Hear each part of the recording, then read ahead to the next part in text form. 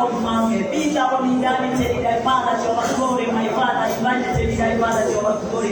Pita tena Father Jehovah Michael na Rabusha na kuti ni mate tena Father Jehovah Mungu wetu.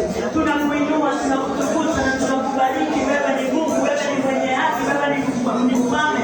Hivyo shanda la badiliko yani tete mankali tena Father Jehovah glory. My Father Michael na Rabusha santo ibodia nitete. Umekuongoza Bwana katika utukufu wako Bwana na katika wema wako na katika fadhili zako.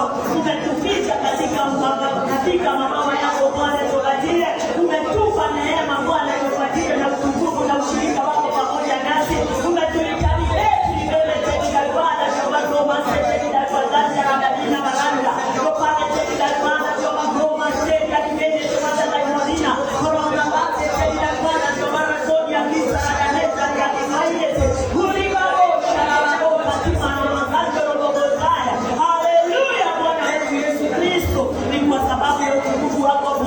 Kwa sababu ya neema yako. Wewe ni mfalme, wewe ni mwenye nguvu, wewe ni mwenye haki, wewe ni mwenye uwezo. Hapa nasi tunabaki abije tena Father Jehovah glory. My Father, I desire my redeemer to go and advance tena Father Jehovah glory. Wewe kanki watu na kanki mole hivi, wakati wa kuna wazee na tena baba. Leo ndio na hii ndio kai ndio na kwanza ndio zako wakati kai wakati kai shiriki kai. Thank you for the one to kashanisha. Tunataka amani. Tunakuinua Bwana na tunakutukuza kwa neema na kwa utukufu. Katika jina lako Yesu Kristo acha tuombe pamoja.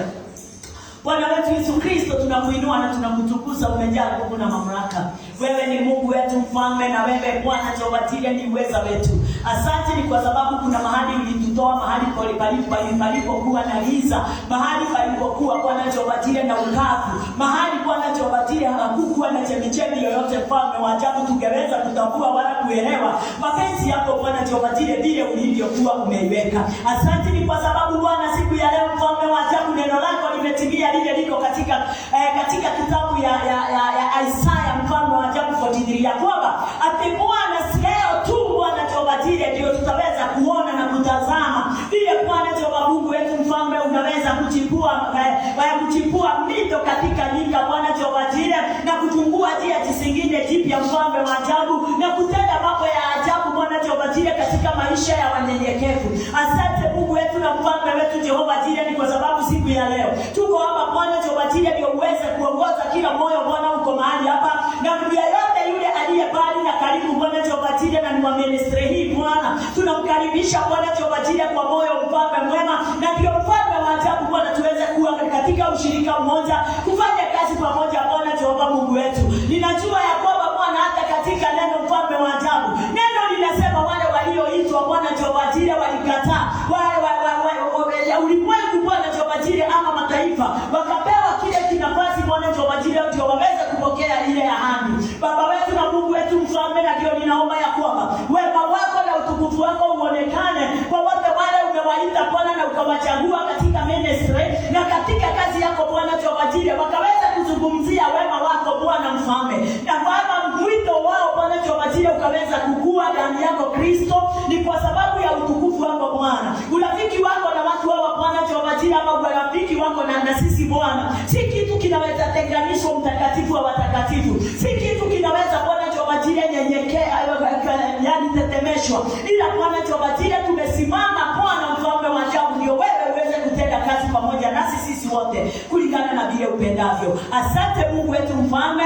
ni kwa sababu ya utukufu wako. Neno lako mbele yetu mfalme. Jehovah tunaomba kwa wema na fadhili zako mtakatifu zile ulitupa kabla msingi wa ulimwengu kuwekwa. Wacha iweze kutumika mahali hapa katika mioyo yetu na katika maisha yetu kulingana na vile upendavyo. Na ni katika jina lako Yesu Kristo tumeomba sisi wote na tumeamini. Wacha tushangilie Bwana kabla mkae chini. Tumshangilie Bwana tumwambie asante ni kwa sababu ya neema yake, kwa sababu ya upya wa maisha, upya wa neno lake, upya wa kanisa na upya wa kila kitu kwa sababu ya utukufu wako. Kwa sababu ya utukufu wake. 1 2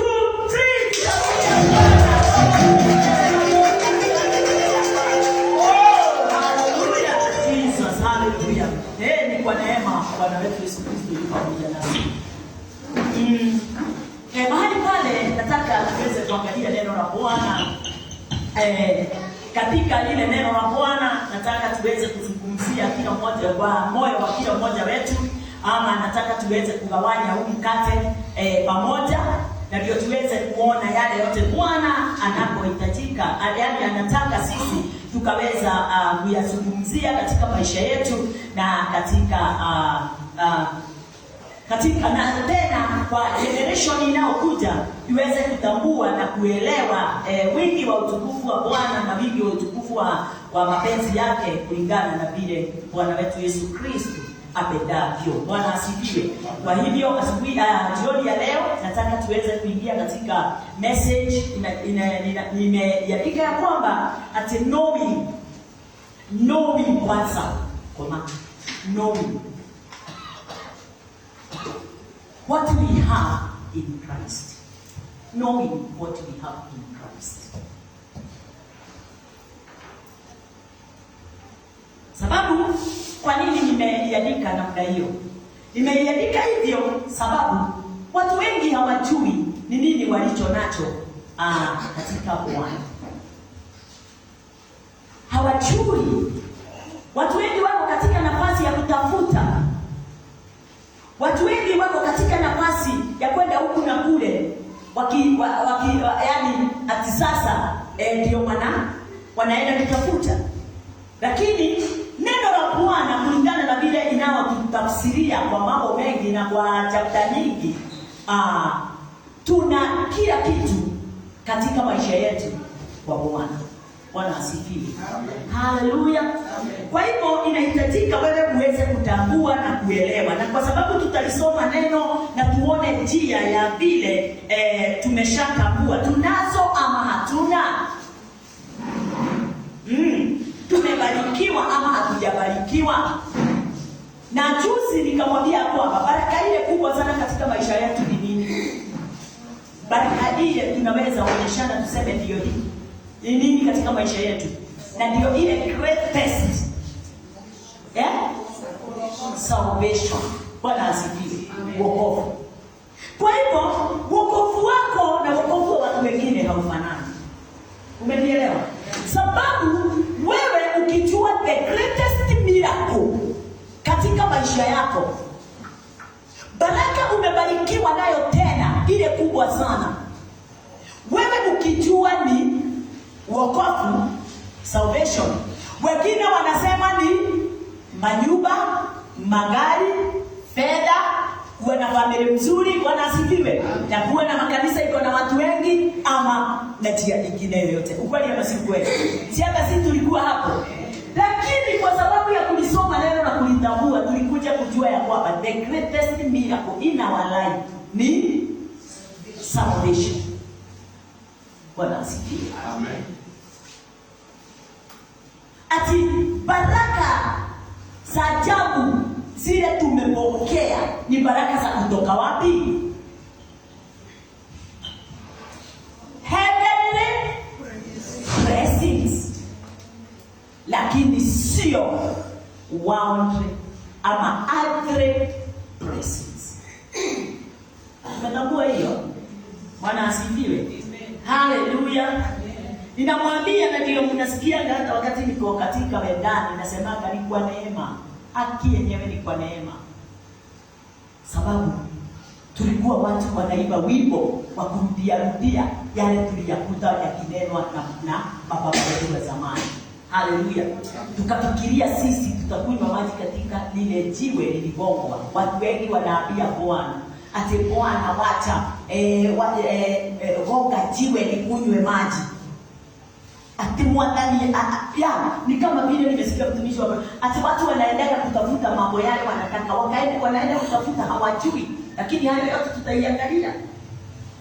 Bwana asifiwe. Watu wanafikiria kwa sababu ya kujitesa, kwa sababu ya kujiumiza, kwa sababu ya kufanya mambo mengi, hata hapo ndipo watapata neema. Kwa sababu ya kujihurumia na kuhurumiwa na watu wengine, hata hapo ndipo wataweza kujikuta katika nafasi ya kusimama na kutenda mambo mengi na kubarikiwa. Hapana, hata utaendelea tu na kufinyika mpaka wakati ule utafika katika nafasi ya knowing. Abia huyo mwingine knowing.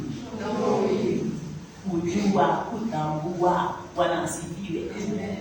Wakati na hiyo neno hata wakati tunalisoma watu hawajuani na hawatambuani, lakini hata mimi sikuwa ninajua ati Yesu hatiwezi tembea na mtu mwenye hajajua.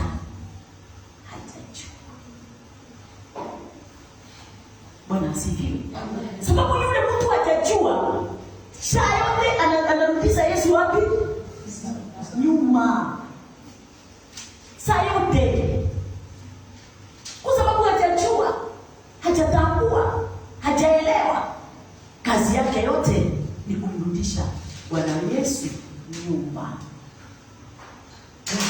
Sababu unamuita aweze kurudia yale aliyoyatenda.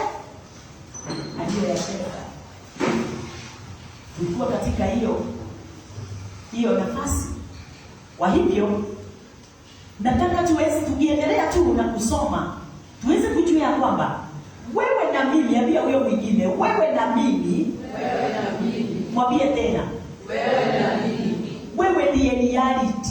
Bwana asifiwe. Hapo ngoja kidogo. Wewe ndiye ukweli, si ndio? Wewe ndiye reality ya mahali pale Roho wa Bwana anakaa. Wewe ndiye kweli. Wewe ndiye reality. Kwa hivyo Roho akitafutwa, hata yeye kutafutwa mbinguni. Bwana asifiwe. Holy Ghost ama Holy Spirit, hata yeye kutafutwa mbinguni. Akitafutwa, atatafutwa wapi? Miongoni mwetu. Bwana asifiwe. Kwa sababu wewe ndiye dwelling place ya Holy Spirit. Wewe ndiye kikao cha Roho. Yeyote yule amekubali kufanya kazi pamoja na Kristo, yeye ndiye reality ndio dioma. Kana ni kweli. Ndio reality o maodo. Si ndio? Ya. Wewe ukweli majabu. Kwa hivyo wewe ndiye ukweli. Wakati ile Kristo alikuja kufanya hapa ulimwengu, na Paulo anasema nyinyi ndio mnaweza shuhudia juu yetu. Juu ya si ndio alisema? Inywe ndio na tena kwa na mtolea ushuhuda, kwa sababu wao pia anajua, wao ndio kweli. Wao ndio kweli wa kile ananena. Na mimi nasema jioni ya leo, wewe ndiye kweli wa kile ninanena. Bwana asifiwe. Kwa sababu kikitafutwa kitaonekana wapi? Ndani yako. Kwa nini? Kwa sababu umekisikia, kama vile tumefundishwa na mtumishi wa Bwana, umekisikia na umekijua. Yesu wakati alienda kulingana na vile tumeambiwa hapa na my sister hapa, akaenda akakuta Petro, akamnenea. Wakati aliambia Petro, weka nyavu yako hapale ndipo. Kwa nini alimwambia na watu walikuwa hapo wameangalia? Alimwambia aweke kwa nini badala ya yeye awachukue aweke? Kwa sababu alijua amemfanya kuwa kweli. Na kila amekinena Petro atakifanya. Ndio Petro akawa thibitisho ya kwamba yes, wakati tunapokubali kusikia neno la Bwana na kulifanya kulingana na vile Mungu amelinena, haleluya, tunaonyeshana uwezo wa Mungu, nguvu za Mungu, miracles and wonders.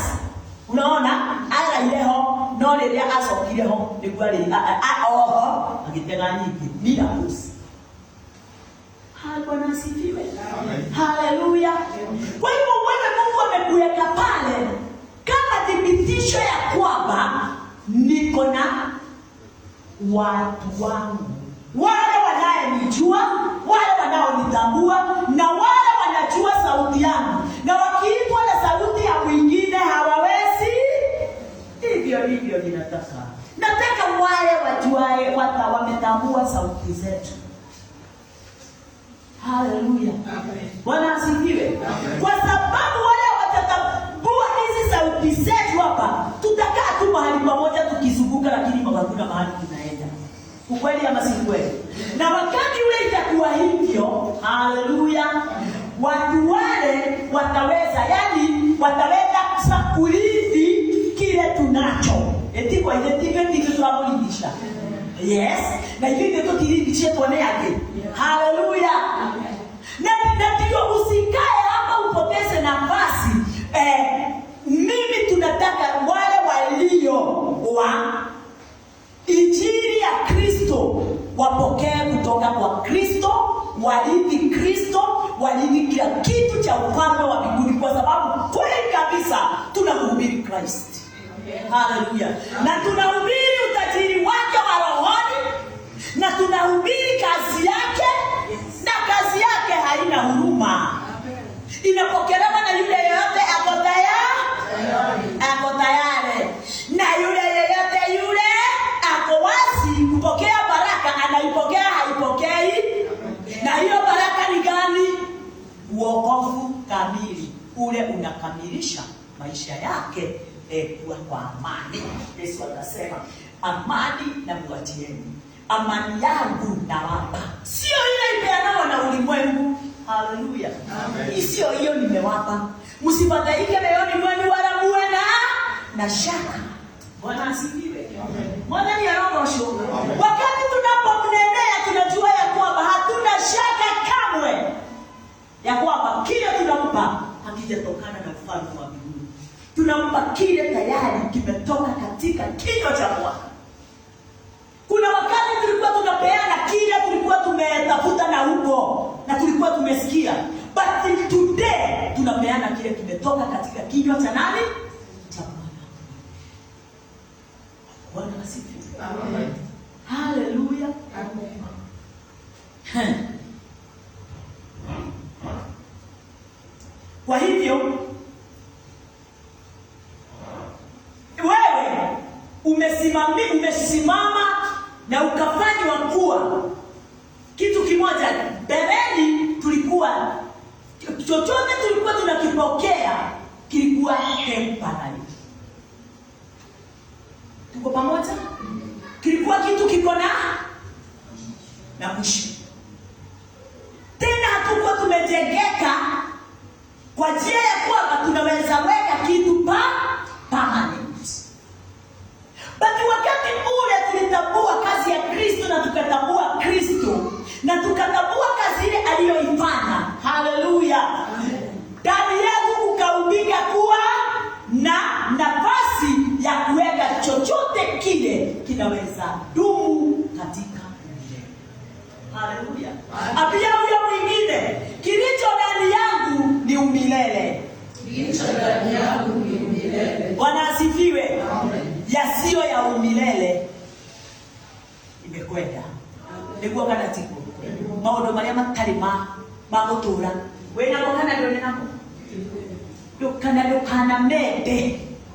Usiyatamani kamwe si mazuri.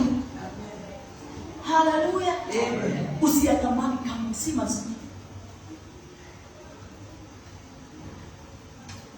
Lakini wakati unapokea mambo yale yaliyo na msingi wa umilele, hapo ndipo tunasema umepokea salvation. Kwa hivyo salvation ni kuumbika undani wako katika mambo ya milele. Salvation ni ya umilele. Bwana asifiwe. Amen. Salvation ni ya umilele. Na wakati umepokea hiyo salvation ya umilele, chochote kiumbikacho ndani yako na chochote kitawalacho ndani yako ni cha umilele. Haleluya. Amen. Yohani, wewe hauna kitu ya kesho kukwisha. Kile kinakuja kesho kinakwisha kwa sababu you are not normal. Kwa sababu haujui. Na ndio tumeishi katika mambo ya kutotambua, kutojua, tunapoteza ile time. tunarudia jambo moja pasipo kujua, tunayarudia na tunaona kama haifanyiki sababu hatujajua. Wakati tunajulishwa, tunaelewa. Tukielewa, tunadumisha. Tukidumisha, haleluya, tunakuwa na amani. Hatujirudi tena. Bwana asifiwe. Kwa hivyo jambo la kwanza, wewe utambue na uelewe ya kwamba wewe ni kikao cha Roho Mtakatifu. Wewe ni dwelling place of the Holy Spirit.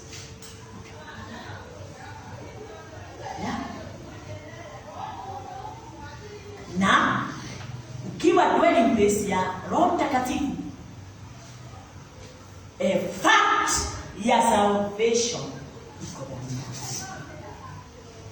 Kweli kabisa wa wokovu iko ndani yako.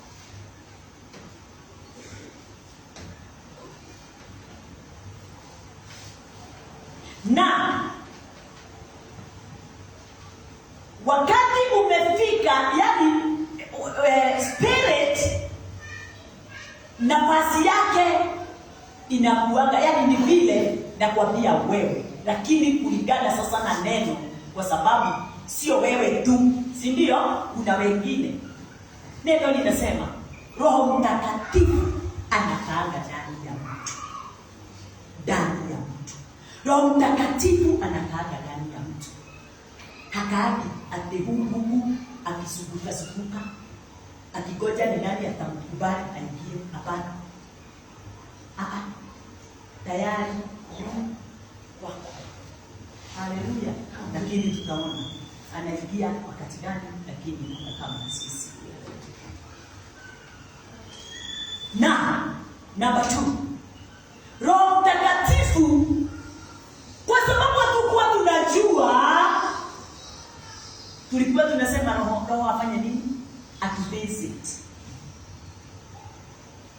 Kanatibu.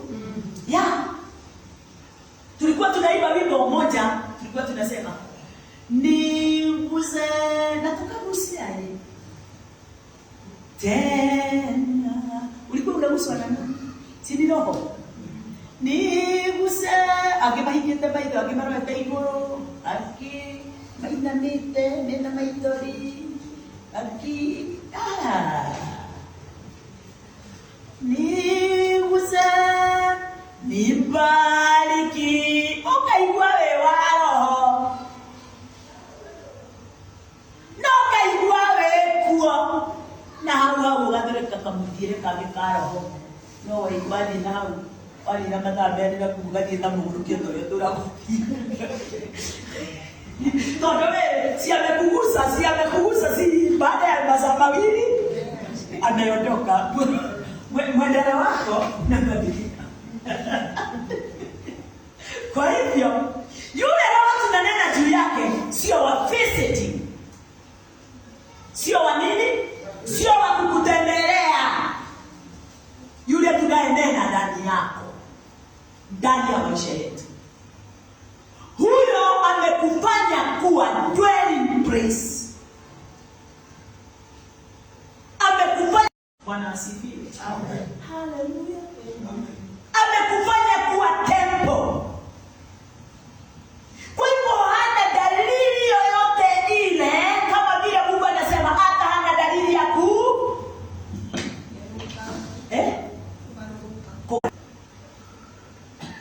kumwambia tu. Maandiko inasema hivi, ni hivyo, hata pasipo kumwambia wacha ubaraya, wacha wizi, wacha ukorofi. Maandiko akae chini tu afundishwe, hayo yanajipoteza yenyewe.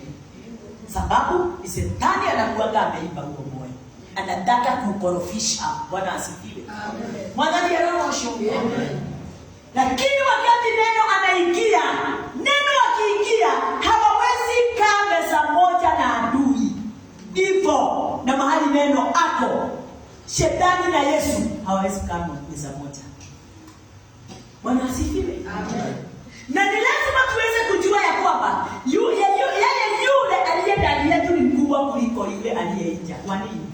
Aliye ndani hana dalili ya kutoa, na ndiye kweli, na ndiye Roho wa Bwana, na ndiye Kristo, na ndiye Mungu. Kwa hivyo tukiambiwa hivyo, shetani anakuanga nje na nini? Na vitu vyake vyote. Haleluya. Wanakuja wanaiba moyo wako, kwa sababu mwizi ni kukuja, anakuja ama mwizi anakaaga ndani yako. Mwizi ni kiagala. Na gale hine. Kwa shetani yakoragwo na kuja, ongala akambiriri akakurora. Akondo lebele beef omundi akamenya handi ndona handi. Aikira gatani kana soka ka umanda nika. Alo tigari bokeo ya waje.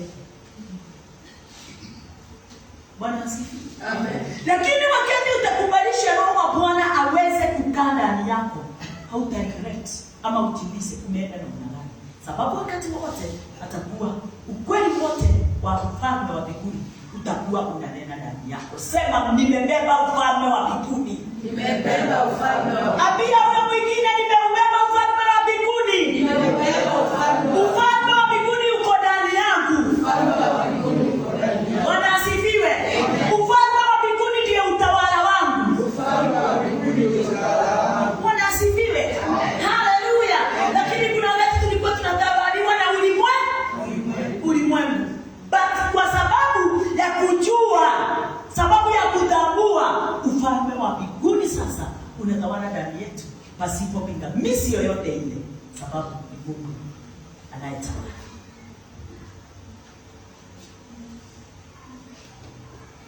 Haleluya. Kwa hivyo nimekuambia roho yule aishie ndani yako hakuji alafu anaondoka. Yeye ni etano. Haleluya. Hakuna wakati ataweza ondoka. Akiingia ameingia. Na anakaanga on your inside. Na anakuaga huko daily. Kila wakati. Kila siku. Na yeye ndiye anakuaga ako na reality ya ufalme wa Mungu. Bwana asifiwe.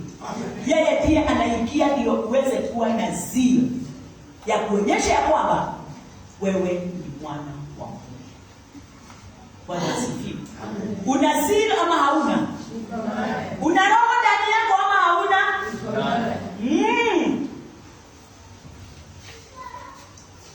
Kwa hivyo pasipo yeye wewe hautambuliki. Pasipo yeye ndani yako wewe haujaokoka.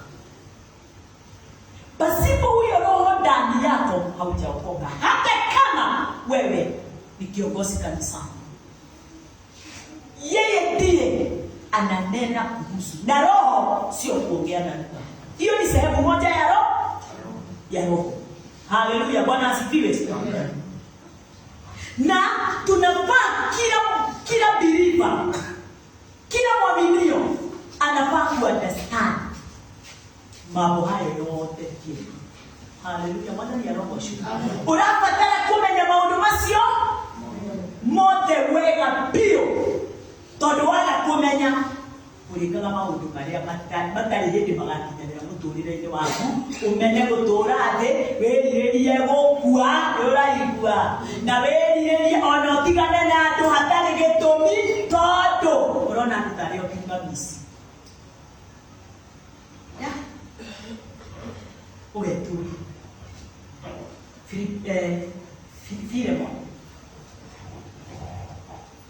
Filemon 1:6. Acha nisikie vile Paulo alinena na Filemon.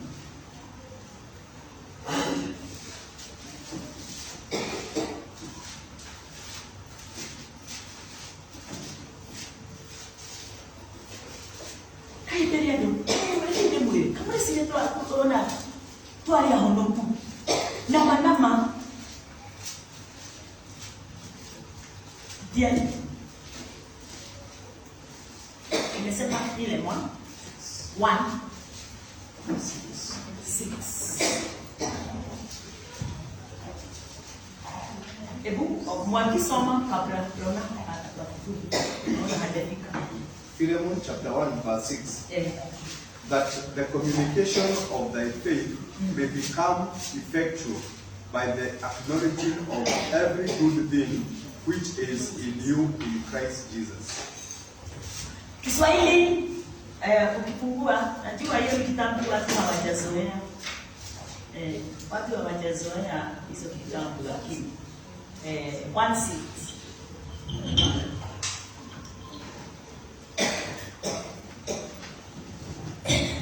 ili kwamba ushirika wa imani yako ufanye kazi yake katika ujuzi wa kila kitu chema kilicho kwetu katika Kristo. Sema kila kitu chema. Kila kitu chema. Every good thing. Sivyo imesema Kiingereza? Every good thing. Bwana asifiwe.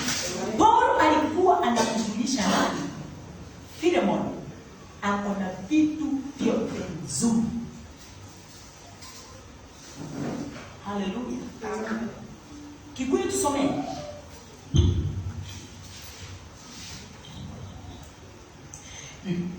Na nihoyaga ati ngwatanĩro ĩyo yao yumanĩte na wĩtĩkio waku ĩgĩe na ũhoti wa kũhotithia kũmenya mawega mothe marĩa monekaga kũrĩ ithuĩ nĩ ũndũ wa Kristo.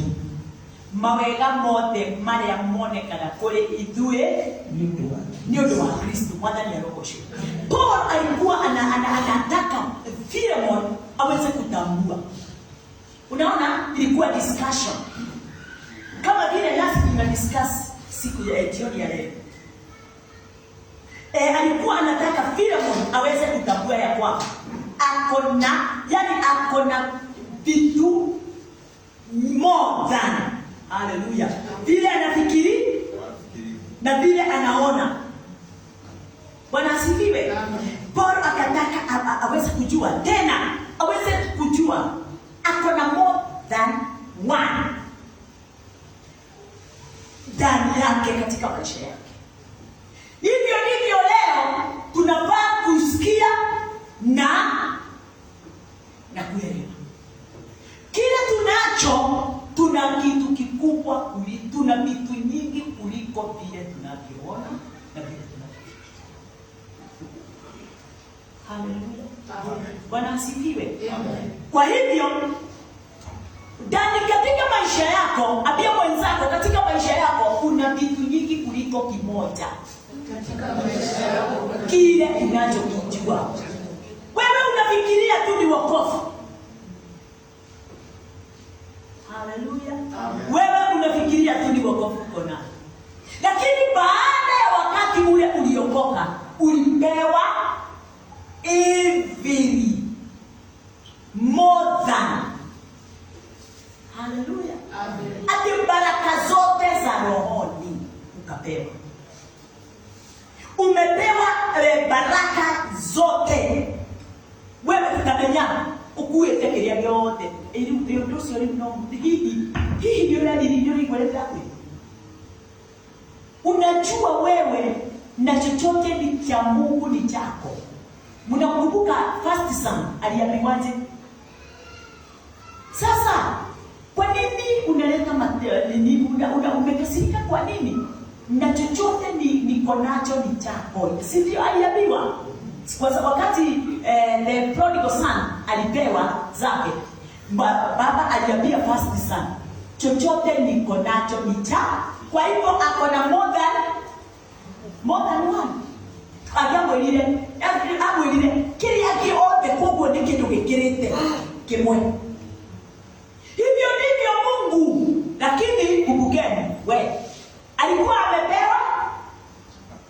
Hakuwa amepewa sababu alikuwa mtoto.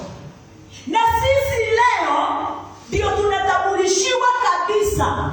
Wakati watu wangu mtakuwa watu wazima, nasema mimi sasa nimefika kuwa mzima.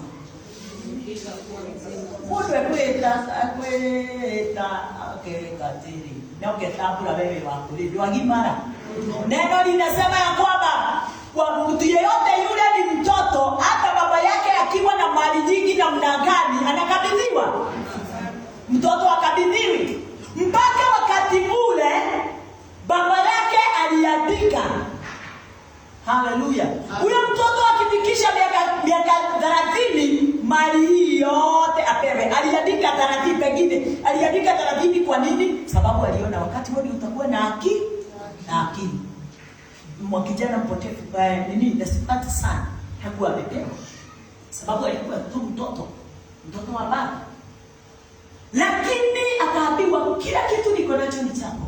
Wote wawili ni nani alipokea vyote mbele ya mwingine? Prodigal. Sababu ndio alijiita mkutano. Unaona? Ite dorete. Ndio mkutano ni kile. Aso kile ule wale wapeleka na wake madani ya roho sho. Atende wa mbere nebo. No uli atikirite wa mbere yali ona ngoro weko. Ya mbere. Haleluya. Ndio tu akuya. Iwe kale kuna ngoro ya mbere. Ngoro ya mbere gukuiga na ndio wikara miaka mingi ugikamukira kiria gege.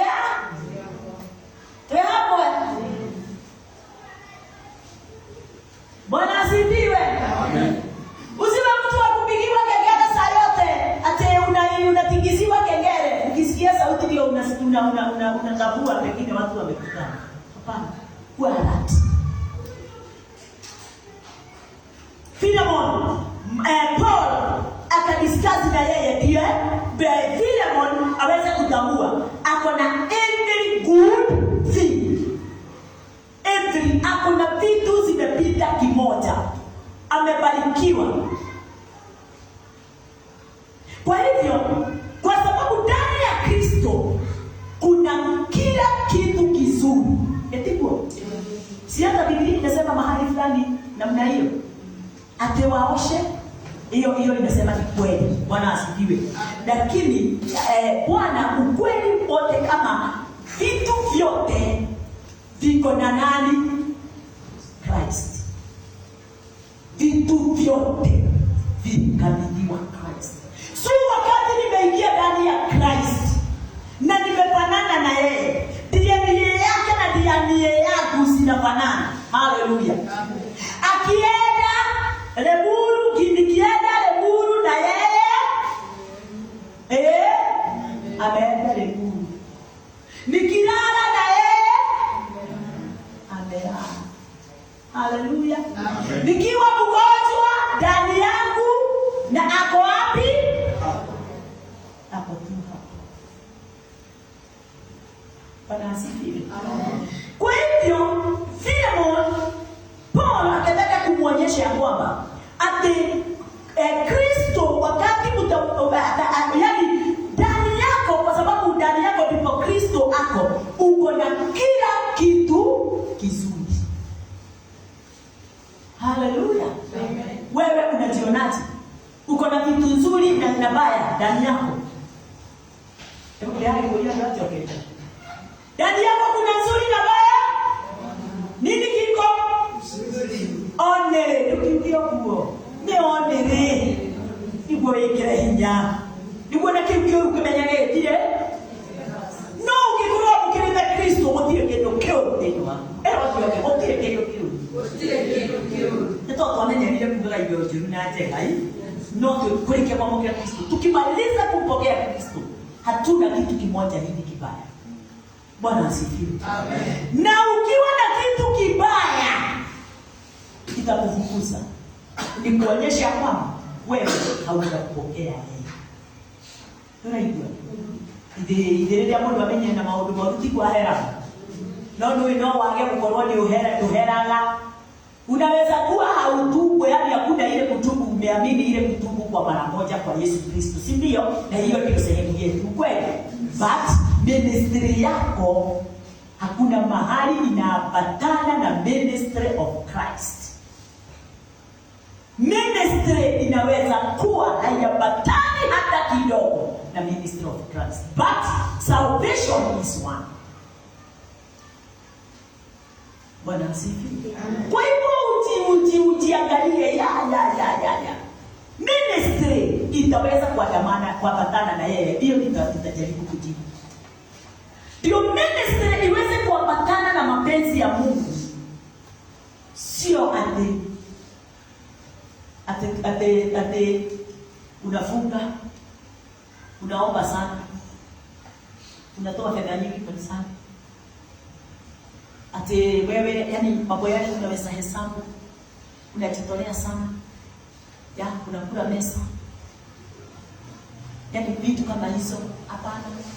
Ni kufuata tu mwongozo wa your mentor. Hakuna kitu kingine. Kufuata tu mwongozo wa your mentor. Ukiufuata na utimize your ministry, itagrow mpaka na wewe usaka. Bwana asifiwe. Na your mentor hayuko hapo aweze kukufikiria. Wewe ndio uko na mawazo ya kufikiriwa. Wewe na akili yako ndio hinyere. Ndio moya. Wewe enda kwa maya dirika inga kwa yake moko inyo. Uko ya na ndo moko inyo. Uwe pira mtu ambaye kwenda. Todorona mtu si hau. Agodi. Bwana asifiwe. Wakati wana wa Israeli waliona Mungu atawasumbua, waliambia Musa, mwambie awe anakunenea. Sisi hatutaki hiyo sauti yako. Mwambie asikilize, atatuletea. Naye Mungu akawaambia Musa, sasa Musa kwa sababu amekataa waongoze. Naye Musa akasema, umekataa mwongozo wa Mungu nyinyi, utaniona. Musa mawazo yake ilianguka tu kwa sheria. Haleluya. Kupitia malaika Musa akapokea sheria. Watu wanashindwa kupitia malaika na mwanadamu. Haleluya. Bwana asifiwe. Aliongozwa na malaika kuwatumikia wana wa Israeli kupitia ile sheria. Musa aliandika ile sheria 6:12 ama 6:13. Lakini sheria ya Mungu ni gapi? Yesu alikuja na sheria gapi? Lakini za Musa zilikuwa 6:13.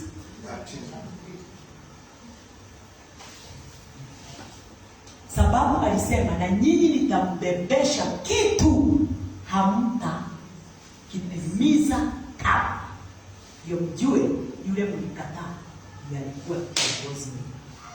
Sasa na wewe wakati unapokataa, wakati unapojikuta unataka kufuata tu mawazo yako, mambo yale unataka, unaweza kuwa umekataa mwongozo, kwa hivyo ministry yako haina mwongozo wote ule ndani yake.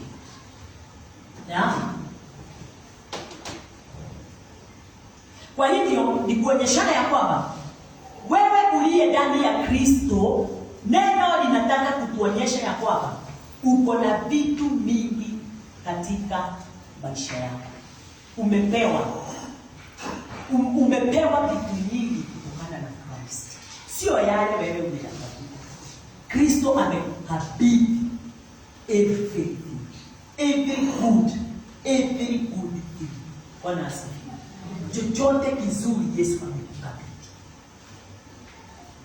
Wewe uko ndani ya Kristo. Wewe umemwamini. Wewe umemkabidhi.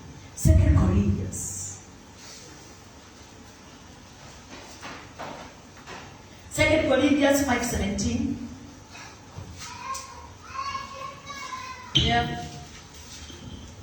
Therefore, if any man be in Christ, he is a new creature. All things are passed away. Behold, all things have become new. Hallelujah. Kiswahili kinasemaje? Hata usoma hiyo Biblia. Hata imekuwa mtu akiwa ndani ya Kristo amekuwa kiumbe kipya. Ya kale yamepita, tazama yamekuwa mapya.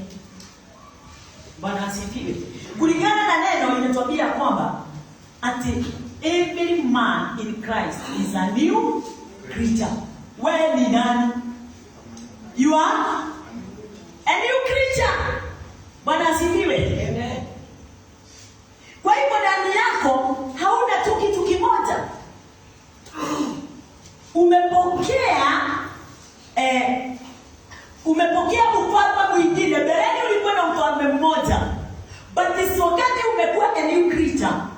umepokea several things. Bwana asifiwe. Beleni ulikuwa na kitu kimoja, lakini wakati umeshaingia ndani ya Kristo umekuwa a new creature, na kuwa a new creature umepokea several things, vitu vingi kuliko vile ulivyokuwa beleni. Akasema hata imekuwa mtu akiwa ndani ya Kristo amekuwa kiumbe kipya, ya kale yamepita, tazama yamekuwa mapya. Bwana asifiwe. Kwa hivyo siku ya leo tuna upya ndani ya nyumba lake. Haleluya. Leo tuna new creatures ama old creatures. New, si ndio? Ambia mwenzako ama a new creature. Nimefika kuwa kiumbe kipya, ya kale yamepita. Haleluya. Hiyo ndio mapenzi ya Baba. Mapenzi ya Baba ni hayo. Na hili neno tunasema acknowledge. Acknowledge ni kufanya nini? Kutambua. Ndio niliita neno. Sio acknowledge, ninaelewa ni kutambua, lakini nilitaka kuweka ile kitu tumezoea ukitamka. Bwana asifiwe. Kutambua, kuelewa. Bwana asifiwe. Haleluya. Ile tumezoea. Lakini neno Biblia inasema acknowledge. Bwana asifiwe. Acknowledge. Kwa hivyo Kigiriki kusema acknowledge ni kusema epignosis. Bwana asifiwe. Kama ile tukufuatilia mambo sababu ndio hii acknowledge ile imeangaliwa na Kigiriki ndio waweze kutambua kabisa the meaning ya the word acknowledge. Bwana asifiwe. Sio vile tunaweza fikiria kulingana na vile sisi tunajijua. Kwa hivyo Kigiriki ni epignosis. Alafu precise, accurate knowledge. Bwana asifiwe. Yaani unakuwa una acknowledge, yani unatambua.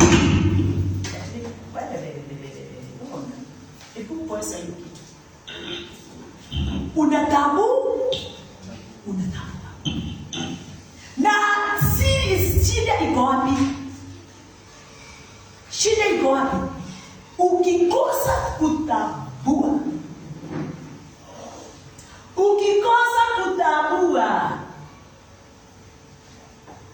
Utaona mahali makanisa hivi. Sababu makanisa hawatambui, mapasta hawatambui, viongozi hawatambui. Wanajua tu mambo ya acknowledge. Wengi, sio wote, wengine wanajua lakini wengine hawajui. Ndio mnaona tumekaa katika dini na hakuna kitu tuliweza kupokea kipya. Tulikaa katika nafasi moja tukisimbukana mmoja kwa mwingine, tukiomba tu jambo moja. Bwana asifiwe. Haleluya. Amen. Watumishi wanaambia watu wewe uandike your prayer request. Unakuta mtu amechukua kitabu kama hiki, makaratasi 5 ni prayer request. Unajua hata mimi tulikuwa tunafanya hivyo. Sababu tulikuwa tumefika hapo, tulikuwa tumefundishwa hivyo, na sisi nasi hatukuwa tunatambua kitu kingine mpaka wakati ule tuliingia kwa Biblia tukasoma na tukaweza kuelewa. Haleluya. Mapenzi ya Mungu na mtamko wa Bwana. Wakati huo injili ilikuwa inaandikwa, neno Biblia ilikuwa inaandikwa. Haleluya. Sasa watu wakati wanapoangalia wanaona Mungu na njia nyingine tofauti kwa vile tofauti na vile alivyokuwa wakati alikuwa anaandika neno. Bwana asifiwe. Amen. Mimi nilikuwa ninaandika hizo requests na wengelea kwa kabati pale. Ndani katika deranga mwana kiwerole mwana ni noma. Maana wakati ndio Hata kama itakuja kutimia ni kwa Mungu, sababu sikuwa nimetengenezwa kuwa house of God, house of the Holy Spirit. Kitu kinakuja tikani wanyita bauka ni unyite wega nikiuona kama hoya kindo waheo na kindo kiu na tikuwa waheo ni kweo waheo wahetwo na kunyo ikwe haida lako wako ne kanika wako ni wehinga wako ni wahoya ugakora kuzuria ni wanondire ri ugakinya handu kuigana ni mandira hoire na dino tondura hoya kindu kirio hetwo na wina kio egucoka gukurutira ku ndio watu wako na vita kabisa makanisani na kuzunguka kanisa hili kutoka hili kwenda lingine, sababu wanafikiria ile ndio liko na power kuliko hili liko. Bwana asifiwe. Lile liko na bila kose ni wonders. Pastor fulani Diana we please by Elias. Ukiona Mungu amekuleta hapa, miujiza ile inafanywa kule na yule anafanya miujiza iko wapi? Ni vile hapa si ile ya kuonyeshana na kugaragharania. Yetu tunatokana na neno. Sio ile ya kukaa siku 30 ukiwa umejifunga na unatoka hapo na bila kitu. Haleluya. Sababu kile unaomba ni kile tayari umeshapewa. Umepewa every good thing ziko wapi? Ndani yako. Alafu unaenda kusiomba. Utazipata. Mtoto anakwambia mami ni bebe na nini kiko kwa mkono wake umempa ebe. Mama ni bebe mwana ucio nake uragalia na ngitutani hapo kende kulewa kwa gwikandira ndiwe wekari. Haleluya. Amen. Ile tuendelea ya menye ni wewe ngari. Akonie kule yale. Akone kule ikani. Nokia tutambue kazi ya Kristo Yesu vile ilivyofanyika kutoka mwanzo.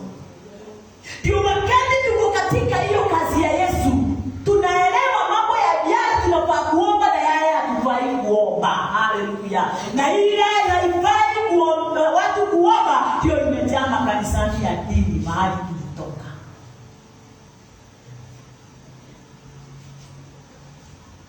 Na ndio hata saa hii inalia ndani ya mioyo ya watu wengi. Na unafaa uelewe kabisa katika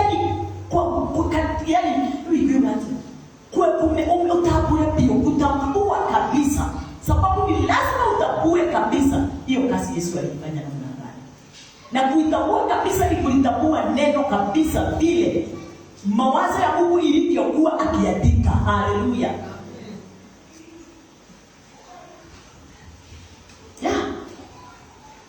Musa alijisumbua sana kwa sababu ya wana wa Israeli. Nasi tuko hapa tujisumbue kwa sababu yako. Haleluya. Na wewe ukiendelea tu utajisumbua kwa sababu ya mwingine. Na kitu hiki ninanena juu yake. Kitu chochote kinatokana na smell, touching, feeling, tasting, ujue hakitokani na mapenzi ya Mungu. Sababu Mungu hakuna mahali tunaweza feel Christ. Ukifeel Christ ni kuonyesha Kristo hajaingia ndani yako. Hii hata watu wanafanya katika kile. Sindio? Ole yako hapa ya pendo. Tele kubuhi. Kwa sababu ananiambia kenua yuga Yesu kani. Na kimombo yako hiyo ya damu hia ngale. Hawafia magui. Kana segua. Amia la magui. Akamiruja. Kamiru manne. Sasa watu katika Kristo na mabili msima. Kitu vyote kihutayo itimaina na roho. Kitu vyote kionao itimaina na roho. Kitu vyote tu testi yani ya kile yetima jina. Bwana nionyeshe. Haleluya. Amen. Kwa hivyo ni lazima ujue. Utambue yani kwa knowledge, yani utambue. Bwana asifiwe. Amen. Haleluya. Ati yale yote yatokanao na Bwana yanatoka kutoka ndani. Haleluya. Sio kile kiko nje.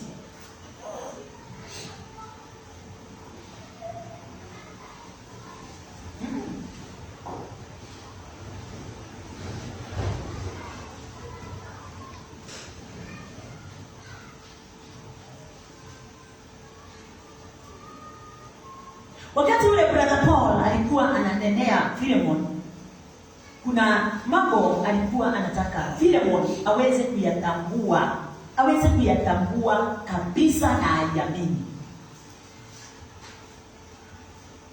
Ndio aweze kujua kabisa mapenzi ya Bwana juu ya maisha yake na vile anavyohitajika kuwa katika maisha yake.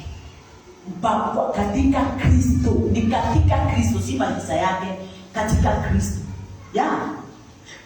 Jambo la kwanza ni ajue ako na kila kitu kizuri kutoka kwa Kristo.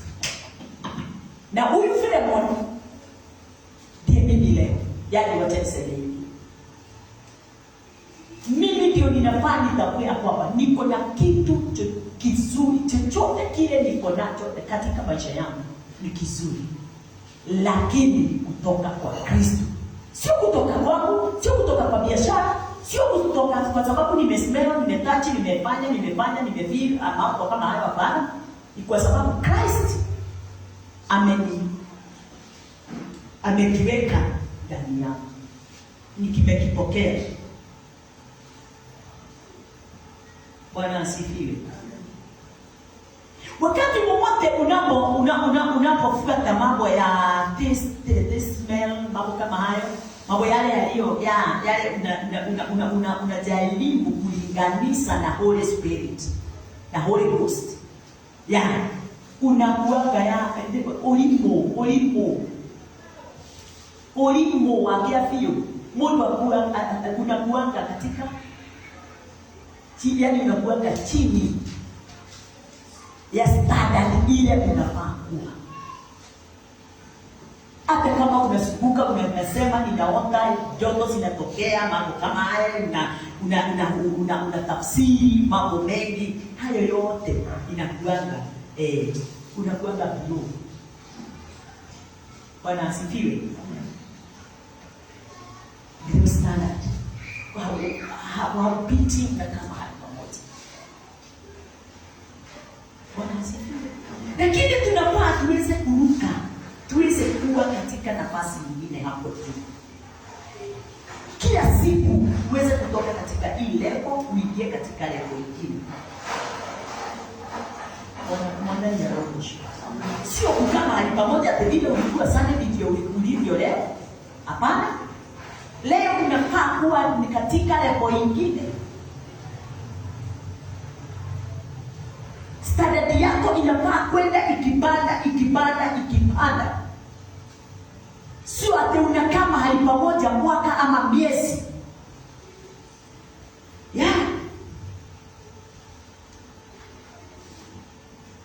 Wakati mmoja haujafika katika precise revelation, Bwana asifiwe, utakuwa or comprehensive. Utakuwa mtu wa kuwa umezunguka na hautatambua juu ya vitu hizo zote nzuri. Hautatambua every good thing. Hautatambua vitu vyote zimepeanwa kwako. Kwa hivyo wewe utaendelea tu na kutafuta vitu zile kwa sime, yani umeshapewa. Na ndio tunapewa maandiko yanataka tuweze kuwa na revealed knowledge. Hiyo ni kitu moja tunafaa kuwa nacho. Revealed knowledge, wholesome knowledge na comprehensive understanding. Tukiwa na hizo vitu tutaweza kuwa watu wamekamilika kwa kutambua, kwa kuelewa, kwa kujua tuko katika ndani ya every good thing. Na every good thing tunaitoa wapi? In Christ.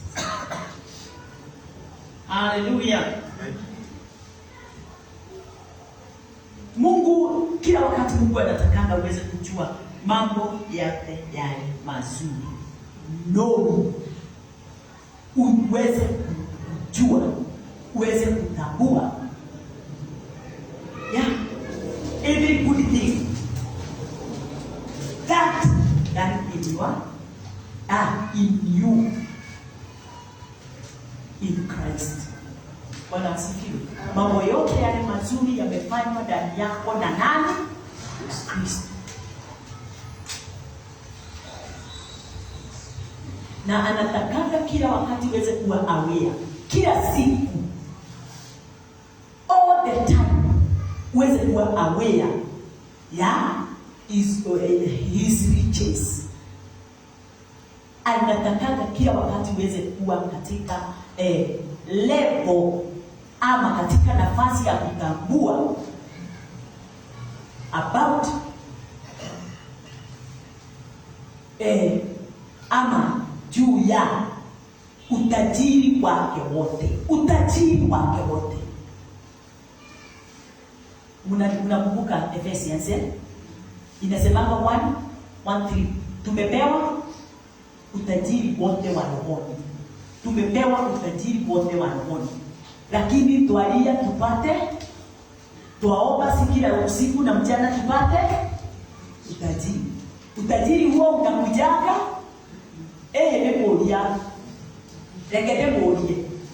Kama utajiri unakujaga na kuomba, ungekuwa wapi? Ukweli. Kama utajiri ni njia ya kuomba, ungekuwa wapi? Kama utajiri ni njia ya kuamini neno, ungekuwa wapi? Utilitwali yeye. Sasa tunapia Messi. Utajiri unakuja wakati gani? Wakati utafanya kazi. Kwa nini? Tuseme huyu mtu anaitwa Safaricom. Mwenye Safaricom. Mwenye Airtel. Bwana asifiwe. Hiyo si wao ndio matajiri wakubwa sana. Watu tunaenda wao wanatengenezanga magari kama mtikiuga bila ya gari ni kwa jiko na jumla ya toku. Mercedes. Bentley. Atero na lugha liko. Bentley. Atibeni hiyo. Bentley.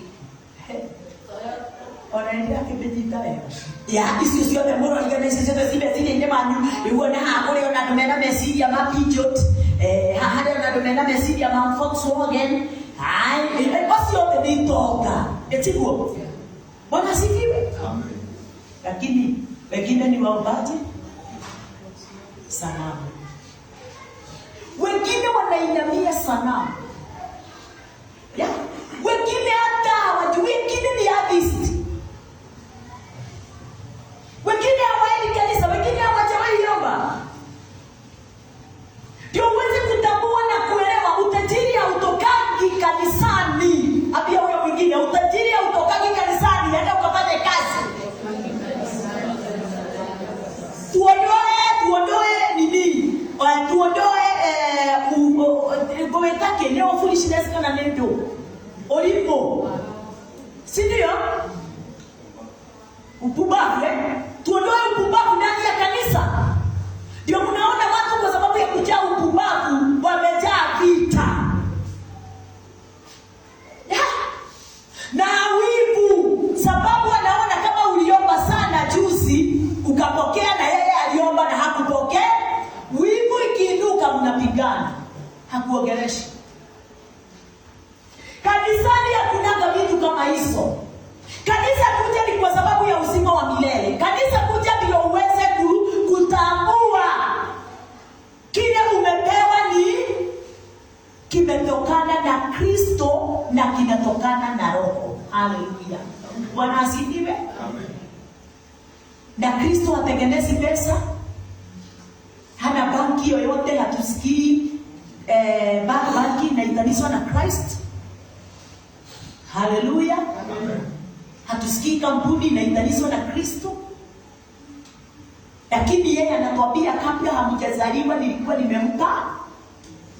Na wacheni nimwambie hakuna wakati utakiuka kile alisema. Kama wewe Mungu kama utafanya kazi na milango yako uipanue, akupe nguvu ya kufanya hiyo kazi, utatajirika. Na utatajirika upite hata wengine unasemanga ni matajiri. Haleluya.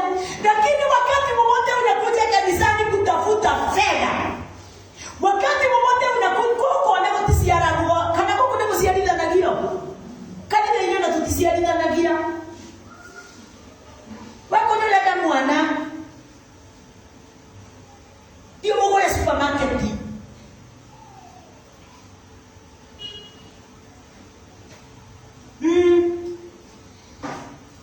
Akoni kwa mwanangu no kwa leo ni right kwa kiweka kwa tumike tu hapo halikio no akuone wenu. Haleluya. Kwa mwana imana yoba datira kuko mwenda asa tutapo ndio mtiwe yani halewe osio mwana ekatea auto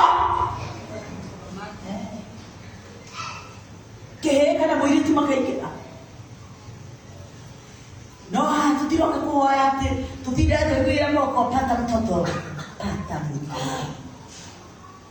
Kama uliokoka na umepokea Roho wa Bwana, hakuna demon ndani yako inaweza zuia upate mtoto. Ndio kama kwa ile kiambio. Habari hii leo. Wako mwana wao nokire, mwana wote wanokete, dapatalete deliverance ona yeye. Yote yule anasema mimi nimeokolewa. Wakati alikuwa anaokolewa ndio ulifanywa deliverance. Na deliverance was forever. Hallelujah. Na wakati wewe umefanywa deliverance, ndio mapepo ya kila aina unaoiwa hapa kutumetoka tena hiyo. Daimono. Egete huko. Demons. Mwawi karite haa dole demon on the Hallelujah. Amen. Ndio tumenda utida mukiro mwina daimono nigwa mutida mugithiuruka handu hamwe. Ukienda kumenyekana bimwende ni pastor ni ndegwa mugongo ari gukwo ogwo ndaruke ukirikia kuba mugongo kuguru gukoma. Ndishode kama zia mudemboriku wewe ndole na ngoma. No orasisia ni ngoma ya msiale kuo besira. Wewe ndo ranyita. Haleluya. Ndio uweze kujua umepokea every good things.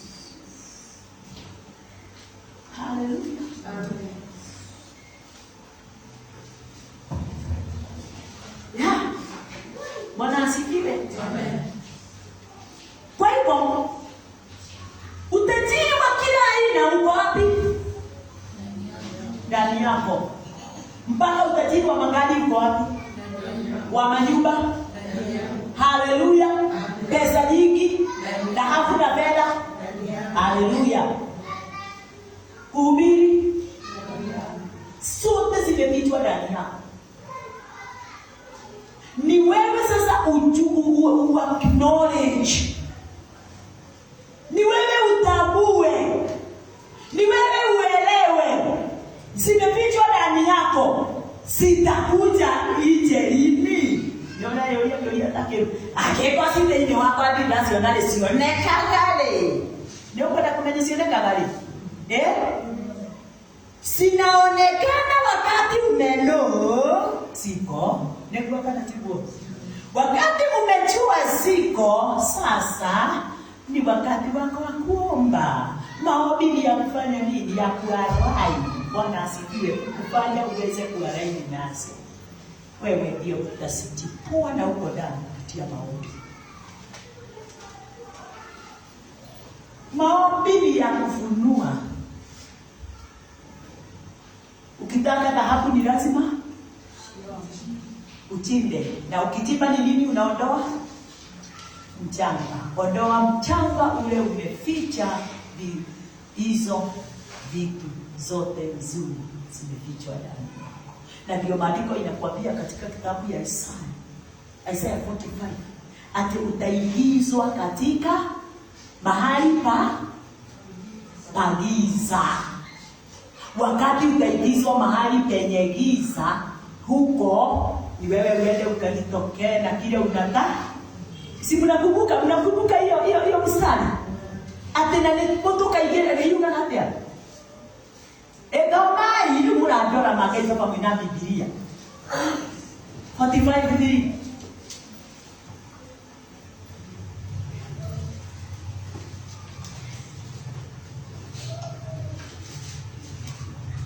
Leo ndiko ndimwonie hindo yo ya maundu mothe hari kora. Umenihandira mutariria ati no nginya umenye. No magita tutire hatujafika kujua ya ukijua ya ni akina nani walisimama kwenye mwanya wa mambo kama hayo. Umefika? Ona, soma. And I will give thee the treasures of darkness and the hidden riches of secret places, that thou mayest know that I, the Lord, which called thee by thy name, am God of Israel. Swahili. Kwa maana nitamimina macho yake aliye. No. Nami nitakupa hazina za gizani. Nami nitakupa hazina za gizani Na mali zilizofichwa. Na mali zilizofichwa. Na mali zilizofichwa. Samahani pasiri. Upate kujua kuwa mimi ni Bwana. Upate kujua mimi ni Bwana. Nikuitaye kwa jina lako. Ya Mungu wa Israeli. Ekoyo tagetwire. Indo ici hithetwo hitho-ini. Hitho nĩ kĩ? Hitho nĩ nini? Christ. Soma. Na ningĩ nĩngakũhe indo cia bata iria ihayĩtwo nduma-inĩ, ona ũtonga ũrĩa ũhithĩtwo kũndũ gũtoĩyo.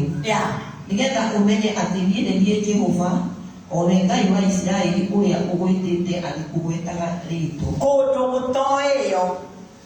Koguo we nĩ ũrendwo ũmenye.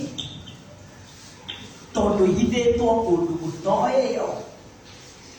Ũtonga ũcio ũhithĩtwo kũndũ gũtoĩyo. Rĩu andũ mokaga kanitha makaingĩra makambĩrĩria kũhoya. Mũndũ ndarĩ kiugo. Mũndũ arenda kũhoerwo. Ũkaingĩra kuo ũkerwo nĩ ndamũingĩria kũndũ kwa hitho ĩrĩ nĩ kanitha. Nĩ mwaigua nĩ kũ? Nĩ waigua? Ũgatonya kanitha kũrĩa kũithĩtwo indo ciothe cia hitho. Ũgathiĩ rĩu ũkambĩrĩria kũhatĩria. Baba nataka nguo. Nguo baba. Waingĩra nguo.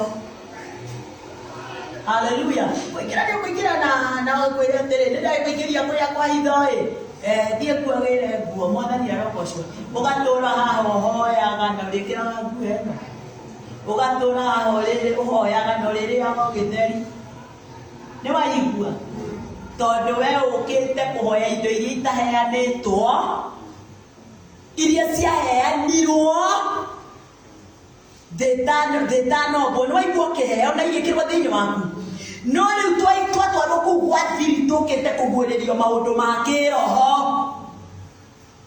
Mahali pa siri ni mambo ya kiroho. Every good thing in Christ. Handũ hothe ũkarute wĩra ũgũre nguo, ũgũre nyũmba, ũgũre gĩkombe, ũgũre thamoci. Ũgagũkũinama mwathani nĩ kwandĩkĩire haha. Ona kumwĩtagia nginya pini. Ĩtagwo atĩa? Pini. ndikane ya unezereria mzigo ini umwandikagira indu ciothe nginya njuiri tangai bae ndiwendi ari njuiri timwathani ndirenda undeithie style ĩrĩa ngwĩkĩra scroll thĩinĩ wa thimũ ũkona style ciothe cia gwĩkĩra ciothe ingĩra thimũ-inĩ nĩ ũkuona style ciothe cia mwathani emotion igũrũ gũtirĩ design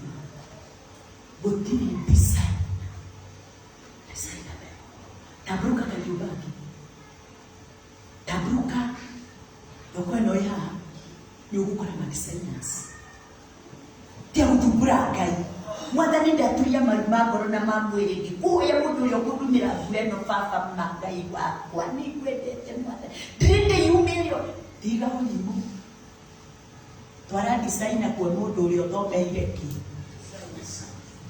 ũthomeire kĩ design yake design waigua wakorera mũndũ wa kũhararia yatatarere bundi yokũhararia waki kule wale mama ndio kama siria maimbo na ukugura ndamo sino ukugura hii ngeria kumenya kindu kikiega kurenda kimaga haleluya no ndo wakimugira kanitha nitwaiguana kama Mungu kumwira mundu amenye kiria tugira kanitha mtu atiwe kile tunakujenga kanisa kuchukua. Haleluya. Huku kanisani usifikiria kuna urembo. Tunza nyama zako na kukula na kukunywa na ukule a good diet. Pia wesiria wende Mungu haleluya. God yekagira. Wewe umetokegira na God yadape. Bwana ndiye anaongoza. Akitusijuagira ndawa. Bwana asifiwe. Amen. Tibara mulimo wakakulea. Igwa kiugo, etekia kiugo, diekwe specialist wa mulimo. Yedika pauazi. Yedika ndo manakuja makanitha. Na kuhenio. Rasi yako henete igana. Yogo tora mo to baso tukaigwa ni akire to kida bitenge hoira kitani uratura ngo liko madanya riga. Uratura. The following day, tazo kire kwirwo ule mwana hoya ho ende ara. Yesu kire tura. Dai kanene ni ati. Yule dale tie dado.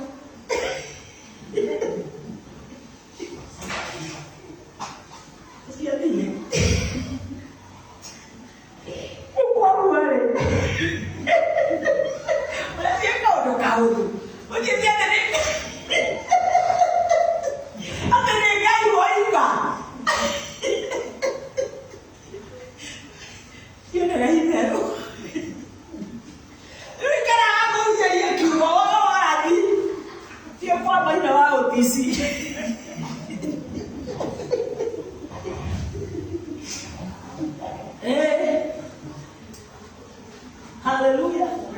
No hatra kwa wikana ndio tiko kolera nake. Tiko kolera nake. Orani. Orani sio mora igwa gari yake, sio mora igwa gari yake kuorani.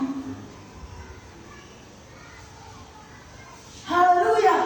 Sio mora ile ndio kadhaa gari hane kuwa prophecy. Na mimi nakikulikana na kila kukwela. Tabrikia kwa wolo. Eko lo kwahona, ina bomo. Diko era ki woge ka honi ko to wale. Yada kole ki hau. No hari harea. Hau daba ko tani hado hakune hakumo menyithia. Damu kudia bati ya bere hakumo menyithia. Tugasoka tuingire andu aria mekire maundu macio mamekiria atia. Hallelujah. Amen. Na ni amekire. Tuko pamoja? Na hakuna mahali walipatikana Old Testament. Ni New Testament from Acts.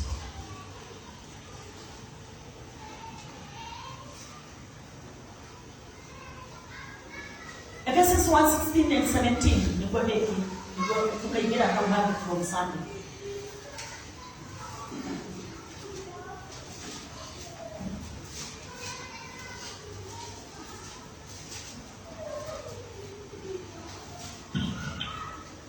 Kwa hivyo wakati umeingia katika hiyo nafasi ya precise knowledge na kana precise accurate understanding, nimegiagira ihoya lilia yote ukuhoya ombi yoyote ile utakapoomba, kwa sababu utaomba kwa hekima, linakuja katika nafasi hiyo ya kuwa na kutambua. Hiyo ombi litakuwa katika kutambua, na jambo lote unaomba ukiwa umetambua, linaleta mazao. Haleluya. Utariko hahate rekedi kwire kanitha-ini turehagwo handu hako haha nginya riria ugekatia ukagena Kristo na understand ya maundu mothe ya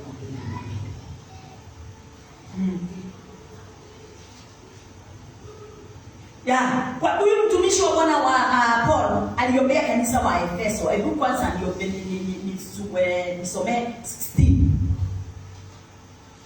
Cease not to give thanks for you, making mention of you in my prayers. Ona time yako nimeona kama time imeenda sana, lakini wacha tusome hiyo tu. Inasema Ephesians 1:16. Kiswahili.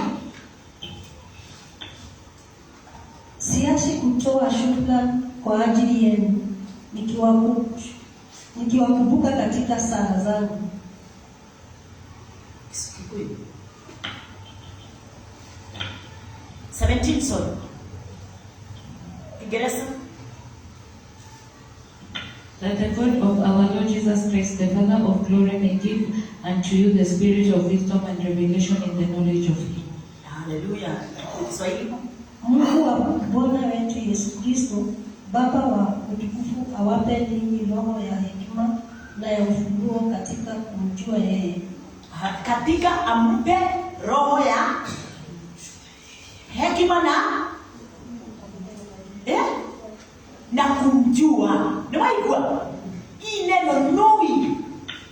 Usipomjua hautaweza kutambua chochote kile umesha inherit kwake.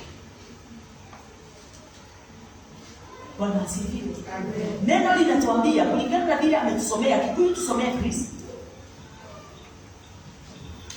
Ngahoya ate Ngai wa Mwathani witũ Jesu Kristo, o we Ithe witũ mwene riri, amwe o mũndũ roho wa kũmũũhĩgia na wa kũmũguũrĩria maũndũ, muongererwo ũmenyi wa kũmenyana nake.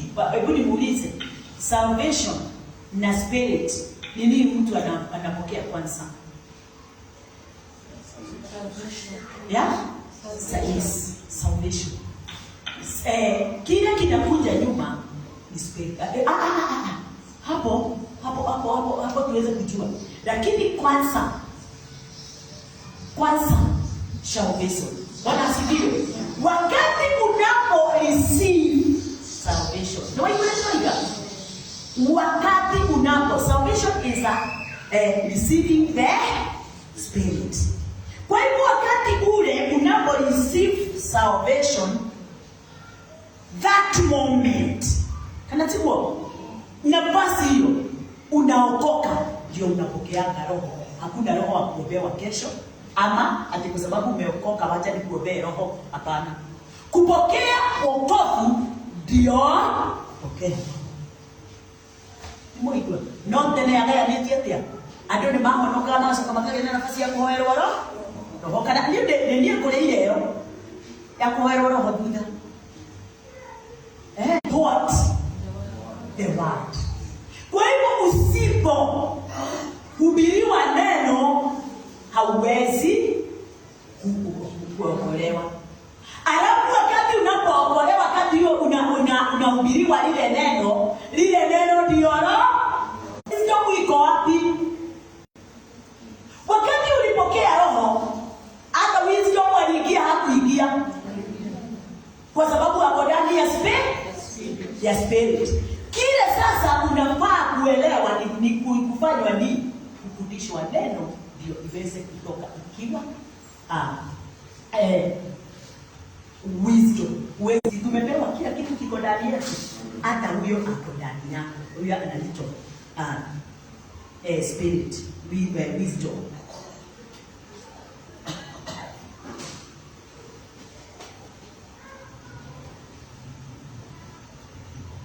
Lakini wakati wisdom and the revelation of the spirit seriously feature in the knowledge of him. Knowledge of him ni nani? Knowledge of Christ. Onurati mumenyete ndoigo. Onurati mumenyete utahurite no gutia gorite na wisdom na revelation uitukira roho. Oya tayari bibi. Hallelujah. Nafikiria leo Sunday tutaanzia hapo, na Sunday tutaingia direct kuona ile kazi ilifanyika, ndio mitume tofauti yote ya maisha yao ya roho iweze kuonekana from act. Kuendelea tabuza zote tuone namna gani. Haleluya, Bwana asifiwe. Kwa hivyo ndani yangu niko na revelation knowledge. Bwana asifiwe. Ndani yangu niko na wisdom knowledge. Bwana asifiwe. Hizo zote niko nazo. Simama.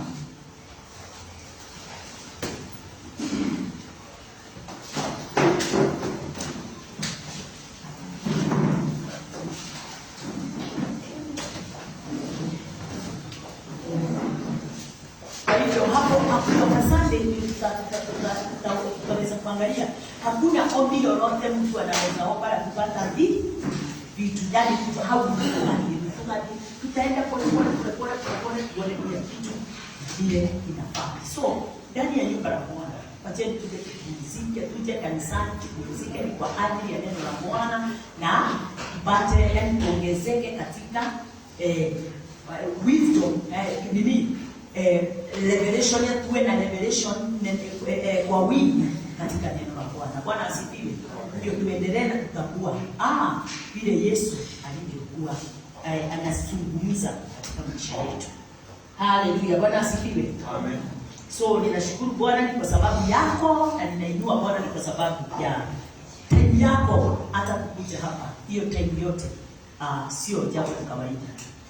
Na nasemanga hivyo kwa sababu ninajua hata mimi nilikuwa mtu wa kutaka ya time kidogo. Na mimi nimepigana sana na time kidogo. Bwana asifiwe. Lakini nikaona ni kwa Roho wa Bwana kusaidia ya kwamba nafasi ile iliyo tunasikia neno, wacheni tuweze kuwa na hiyo heart. Ikituge na ngoro tutumira itutirie mawira hiyo. Ni wathi nyumba ititwo. Ona usiuke ndoko maide ndugakoma. Yaka tugagweta haha. Hasa. Mwethi gukaide ndokaga Tuesday. Ni mundu wetagwo kana niwe uka. Thursday. Na nikimu na muti kwa bara. Tuesday na Thursday. Wewe ukiigwa ni ukwenda kuongerereka. Na kugĩa na ũngĩ igũrũ ũrĩa wĩna wewe na mĩaramano. Hĩndĩ ĩrĩa wĩna mĩaramano ũkeinya ithandĩ ũgoka ũkagĩtha-inĩ gĩa thaa kenda ũkagĩtha-inĩ gĩa thaa kenda ũgoka nĩũgũtũkora tũkĩharĩria tondũ nĩ njũĩ andũ aingĩ matiendete kũhoya. No ũkĩhĩtia ũke kuma thaa inyanya rĩu kwambia kuhau kenda nĩ ũkũgĩa na thaa inya rĩmwe rĩa kũhoya. Mwathani ũcio arabu thaa 10 dogame kana nikata yako yani kidogo. Hallelujah, Bwana asifiwe. Let's worship.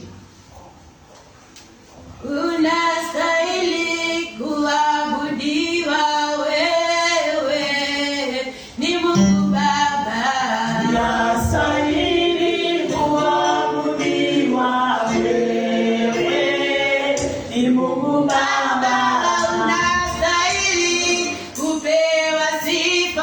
Wewe ni Mungu Baba.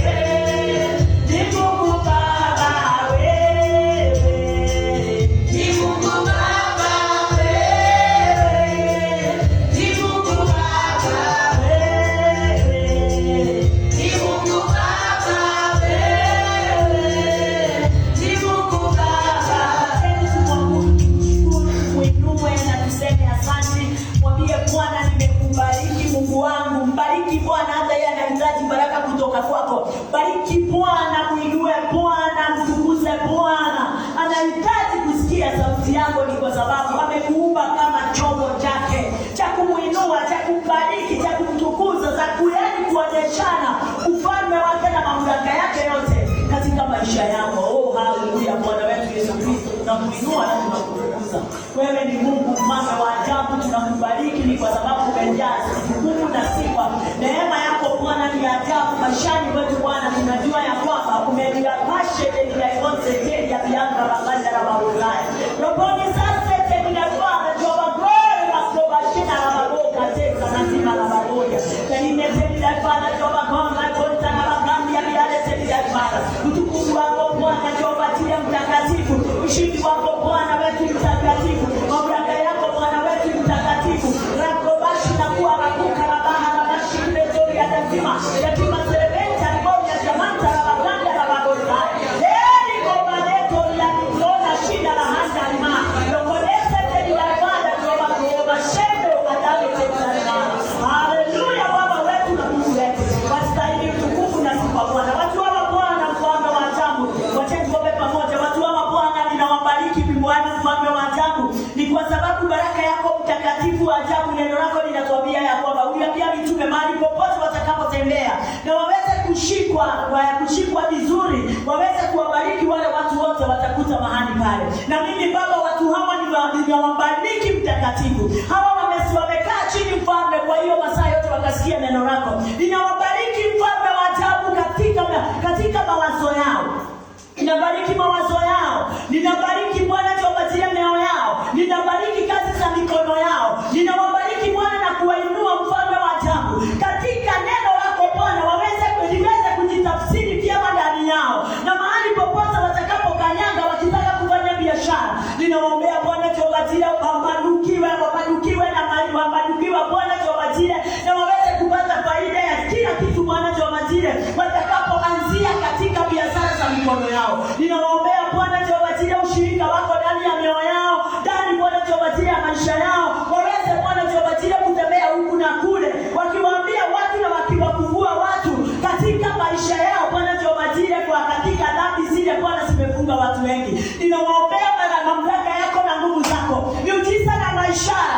Sifa Bwana tuwapatie uponyaji Bwana mfalme wa ajabu. Hekima yako Bwana iweze kuandamana pamoja nao, pamoja na watoto wao. Wafunguliwe mabwana zao Bwana na mabibi zao. Wafunguliwe watoto wao Bwana kutokana na hali yoyote ya utumwa wa dhambi. Ninawaombea watoto wao Bwana waweze kufunguliwa. Oremo shana makanto robodi ya divazete nidalifala. Bwana wangu na Mungu wangu, roho yote ya fear and anxiety ninaifukuza ndani yao mfalme, katika jina lako Yesu Kristo. Wacha knowledge iweze Bwana tuwapatie kuwa ndani yao mtakatifu. Jehova, wisdom na revelation ipanese nidalifala. Janosia bineto ya desire o Lord Jehovah God. Wacha Bwana wasimame katika mwanya wa kutambua na kuelewa ya kwamba wamepewa vyote vile vizuri. Every good things kutoka ndani ya Kristo zimejaa ndani yao. Asante ni kwa sababu ya mapenzi yako ya hizo service vile Bwana tumekuwa nazo. Asante mfalme kwa sababu ya mamlaka yako Bwana na pendo lako Bwana katika maisha yetu. Nimewaombea Bwana, aibu yote ilikuwa imewazunguka.